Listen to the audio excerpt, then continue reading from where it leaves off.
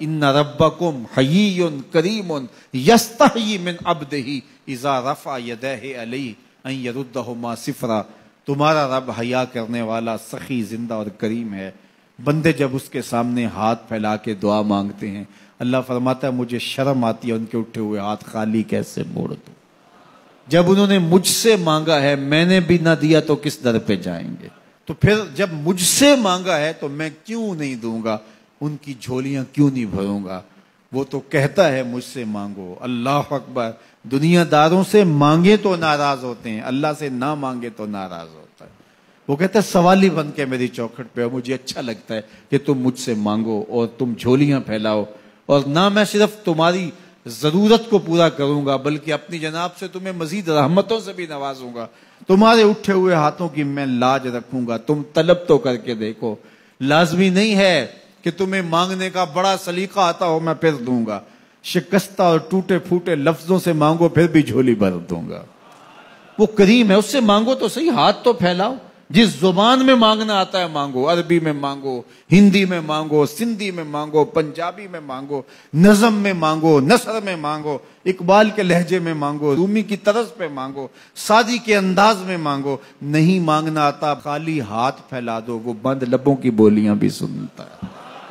آؤ تو صحیح اس کی چوکھٹ پہ، جھولی تو پھیلاؤ. زلیخا بت کے آگے ہاتھ جوڑے کھڑی تھی، کیا کہہ رہی تھی؟ یا صنمی، یا صنمی، اے میرے بت، مجھے بچھڑا ہوا یوسف ملا دے. اس کا اعتقاد تھا کہ یہ مجھے دیتا ہے، اور وہ ہاتھ جوڑے کھڑی تھی. لیکن وہ پتھر کا مادو، بلا اس کی کیسے فریاد سنتا. لیکن وہ روزانہ کھڑی ہو جاتی تھی، دعائیں مانگتی تھی، یا صنمی، اے میرے بت، مجھے بچھڑا ہوا یوسف ملا دے. زندگی گزرتی گئی، لیل و نہار کروٹیں کھاتے گئے.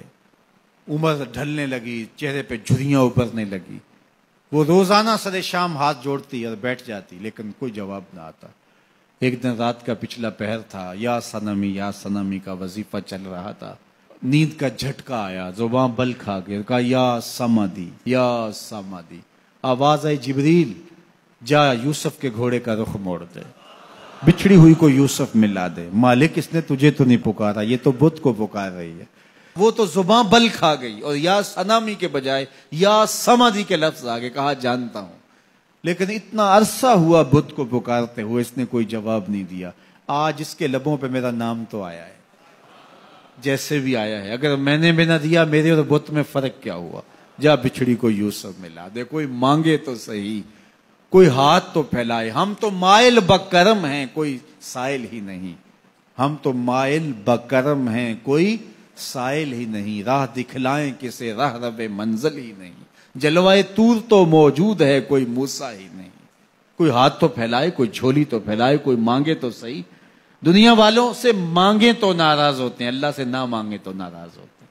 دنیا والوں سے مانگنا ہو تو وقت دیکھنا پڑتا ہے. اب تو صاحب سو رہے ہوں گے، اب تو ناشتے کا وقت ہے، اب تو دفتر کی مصروفیت کا وقت ہے، فراغت کے لمحے ہوں گے تو بات کریں گے. تو کسی دنیا دار سے بات کرنا ہوتا ہے تو وقت دیکھنا پڑتا ہے.